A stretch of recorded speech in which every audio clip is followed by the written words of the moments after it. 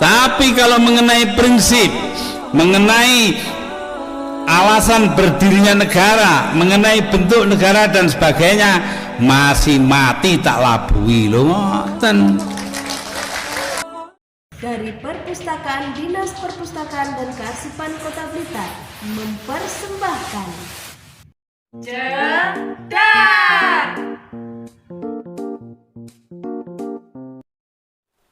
Assalamualaikum warahmatullahi wabarakatuh. Halo sahabat literasi, berjumpa kembali di Jedar, cerita anak dalam jaringan. Sahabat literasi, kali ini Bunda Ika bersama dengan Bunda Febri.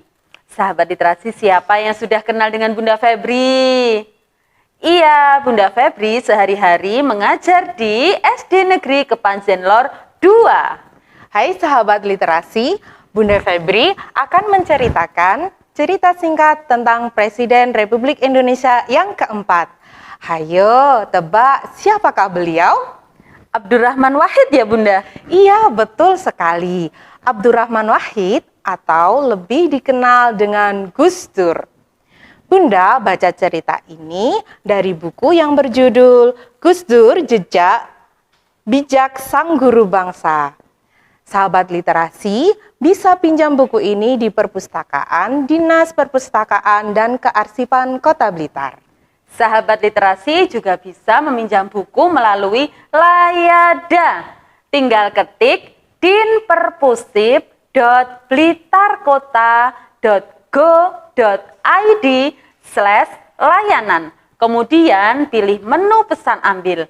Ada juga menu pesan antar. Sahabat literasi bisa meminjam buku tanpa datang ke perpustakaan.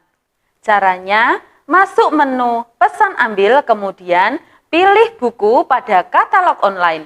Jika buku sudah terpilih, isi formulir yang disediakan dan kirim ke petugas dengan cara klik link WA petugas, disertai foto kartu anggota perpustakaan. Jangan lupa sertakan alamat rumah ya sahabat literasi. Tunggu di rumah saja, buku akan sampai di lokasi dan siap dimanfaatkan. Wah, sekarang layanan daring Perpustakaan Kota Blitar semakin beragam. Kita bisa pinjam buku tanpa harus datang ke perpustakaan ya Bunda? Benar sekali Bunda. Itu kalau pinjam buku tercetak Bunda. Ada juga buku dalam bentuk file Bunda, atau yang lebih dikenal dengan nama e-book. Hanya memakai gadget, bisa membaca buku dimanapun dan kapanpun. Seperti buku yang akan diceritakan ini, bisa dipinjam melalui layanan pesan ambil ya Bunda? Iya Bunda, bisa sekali. Kalau begitu, sekarang kita mulai ceritanya ya Bunda. Gus Dur lahir di Denanyar, Jombang, Jawa Timur pada tanggal 7 September 1940. Beliau putra dari Kiai Haji Wahid Hasyim dan Hajah Solehah. Masa kecilnya tinggal bersama sang kakek, Kiai Haji Hasyim Asy'ari di Pondok Pesantren Tebu Ireng. Sebentar Bunda, Kiai Haji Hasyim Asy'ari yang pendiri NU itu ya? Iya, betul sekali. Kiai Haji Hasyim Asy'ari adalah kakek Abdurrahman Wahid. Tahun 1944, Gus Dur pindah dari Jombang ke Jakarta karena ayahnya, Kiai Haji Wahid Hasyim, terpilih menjadi ketua pertama Masyumi. Gus Dur menempuh pendidikan di SD Kris Jakarta dan pindah ke SD Matraman Perwari. Tahun 1954, beliau masuk ke sekolah menengah pertama. Pada tahun itu, beliau tidak naik kelas.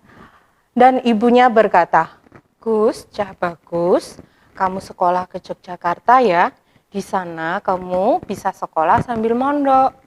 Nggih Bu, kula nderek kersane panjenengan.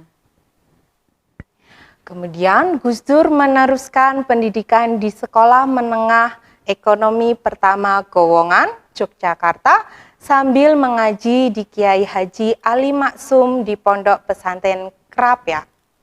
Saat itu, Gus Dur bercita-cita ingin menjadi tentara. Namun sayang, cita-citanya gagal karena beliau di saat umur 14 harus memakai kacamata minus. Setelah gagal menjadi tentara, Gus Dur menekuni buku, bola, catur, musik, film, dan akhirnya beliau merumuskan kembali cita-citanya menjadi seorang guru. Nah, pada tahun 1957, setelah lulus dari SMP, Gus Dur pindah ke Magelang untuk memulai pendidikan Muslim di pesantren Tegalrejo. Beliau mengembangkan reputasi sebagai murid berbakat, menyelesaikan pendidikan pesantren dalam waktu 2 tahun, padahal seharusnya yang sudah-sudah adalah 4 tahun.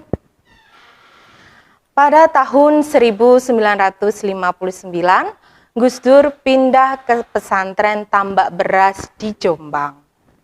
Sahabat literasi, jadi cita-cita itu tidak hanya satu ya Bunda? Iya. Cita-cita itu boleh banyak, tapi jangan putus asa apabila satu cita-citamu tidak tercapai. Contohnya saja Gus Dur, bisa mengalihkan cita-citanya dari seorang tentara menjadi seorang guru.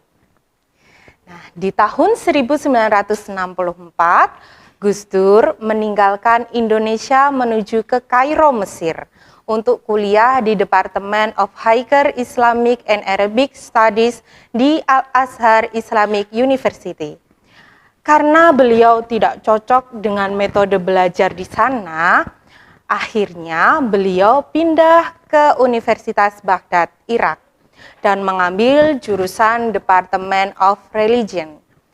Di sana, Gus Dur mempelajari sastra Arab, filsafat, dan teori-teori sosial. Setelah menyelesaikan pendidikannya di Universitas Baghdad tahun 1970, Gus Dur pergi ke Belanda untuk meneruskan pendidikannya di Universitas Leiden. Tetapi kecewa karena pendidikannya di Universitas Baghdad itu tidak diakui oleh Belanda. Gus Dur pun kemudian pergi ke Jerman dan Prancis sebelum kembali ke Indonesia tahun 1971. Hingga akhirnya beliau kembali ke Indonesia untuk mengembangkan dunia pesantren dan menetap di Jombang. Kemudian beliau melangsungkan pernikahan dengan Sinta Nuriyah. Wah, hebat sekali ya Bunda. Sekolahnya bisa sampai di luar negeri, dari Arab, Belanda, Jerman, dan Prancis. Sahabat literasi, ada pepatah, tuntutlah ilmu sampai ke negeri Cina. Maksudnya bukan harus di negara Cina, tapi bisa dimanapun, bahkan ke luar negeri. Perjuangan Gus Dur di Indonesia diawali dengan menjadi guru di Pondok Pesantren Tambak Beras, Jombang. Pada tahun 1977, Gus Dur bergabung ke Universitas Hasyim Asy'ari sebagai Dekan Fakultas Praktik dan Kepercayaan Islam, dan universitas ingin agar Gus Dur mengajar subjek tambahan seperti syariat Islam dan misiologi.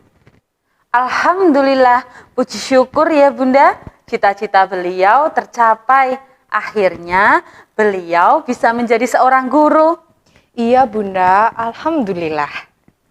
Karir Gus Dur diawali dengan keikutsertaannya di bidang politik dengan bergabung menjadi Dewan Penasihat Agama NU.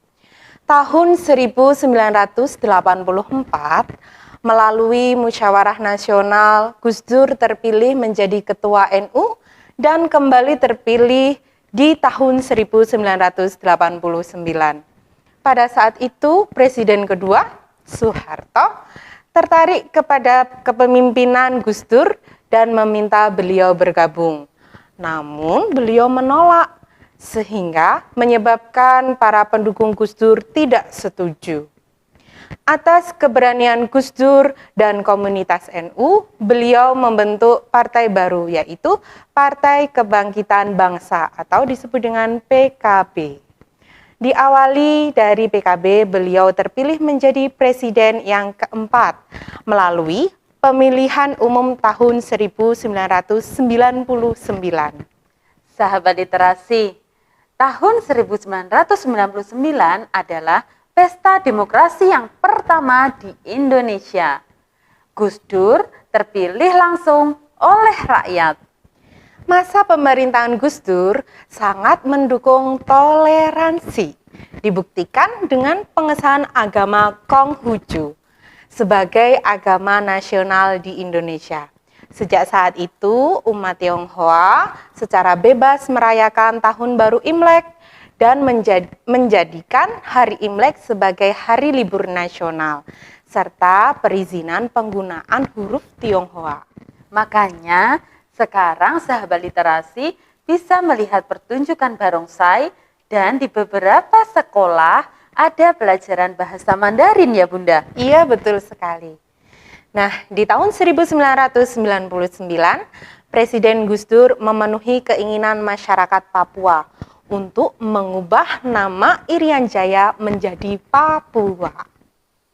Oh, jadi Papua itu dulu namanya Irian Jaya ya Bunda? Iya, betul sekali.